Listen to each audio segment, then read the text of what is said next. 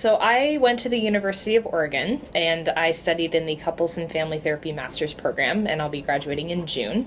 And At University of Oregon, I had the really unique opportunity to have a year-long clinical training from really stellar faculty members with a focus on diversity and inclusion when we focus on clinical work, which I found really important as I continued studying, because I feel like everybody who wants to be able to access services should be able to do so if they choose.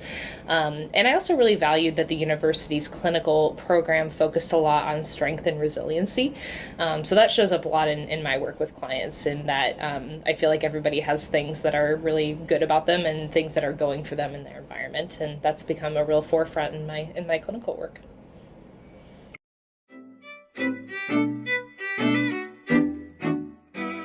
I think that for me, I've always really valued the field of mental health. And I think also there's some kind of undue stigma out there about seeking mental health services, and that's gotten better with time. But my initial goal with getting involved in the mental health field is to address some of that stigma, and really be a supportive person for the clients who choose to seek my services. Because I think that as a therapist, you have a really unique opportunity to work closely with people and see their resiliency up close. And I think it's really a wonderful opportunity to be able to witness the things that people are bringing to therapy and facilitate the change that they want to see.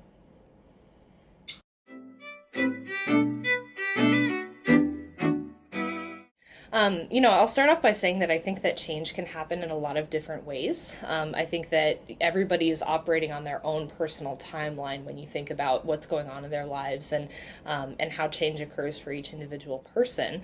And I think that where some distress can occur is if one person is comparing their change with somebody else in their lives. I think that given that people are on different timelines, I think that even just starting therapy has benefits, where people who can make that first step into initiating therapy have begun to entertain the idea that they have value and deserve to feel better in their lives. So knowing all of that, I just do my best to work with my clients with the stage of change that they're at. And what that means for me is encouraging people to think critically about where they are and facilitating productive growth into where they wish to go, rather than telling them what I think they should be doing, or assigning any particular value or meaning to that part of the process.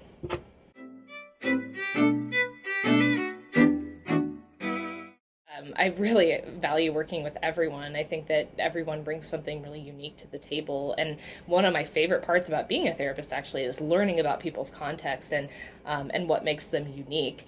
That being said, I have a lot of experience working with adults. So I've worked a lot with adult individuals and couples. But I also really love the opportunity to work with children and teens and families. I've done some play therapy as well. I think that, any kind of work, be it individual or relational, has its own benefits. And I love it all, to be honest.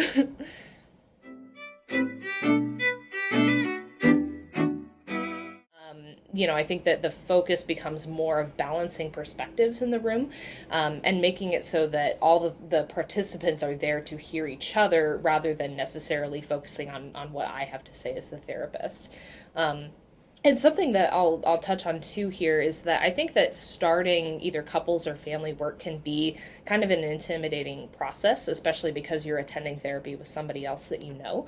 But I think that it's just about gaining practice with being vulnerable, because my job as the therapist is to make the environment as comfortable as possible. So I think that it's about cultivating understanding between participants in the relationship.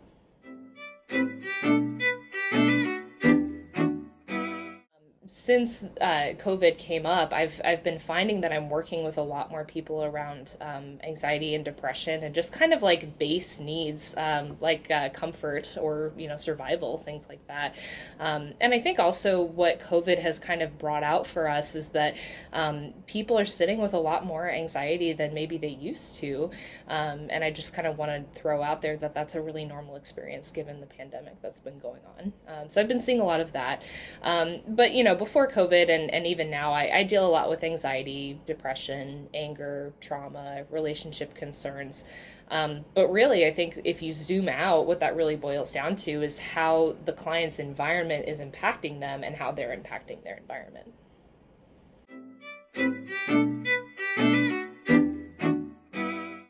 So I would encourage people to be kind of patient with themselves and with the process too, because I think that when you're first starting therapy, opening up to someone new who's a stranger can feel a little bit intimidating. But our job as therapists is to kind of reduce some of that discomfort for you because we're here for you. We really want to support you in that way. I know it's hard. I hear that a lot in my profession, that making that first phone call can be really challenging, and sometimes it can be a little bit intimidating. But I think where some of that discomfort comes from is feeling this pull between, like, I'm uncomfortable with where I'm at right now in my life, but taking this new step feels awkward and feels different. So I just want to normalize that that's something I hear from a lot of people, and I'll speak for myself and probably a lot of other therapists out there, that we support you, and we want you to feel comfortable and like you're doing something that's going to benefit you. So I would hope that if you do decide to make that first phone call, then you land with a therapist who makes you feel supported in all those ways.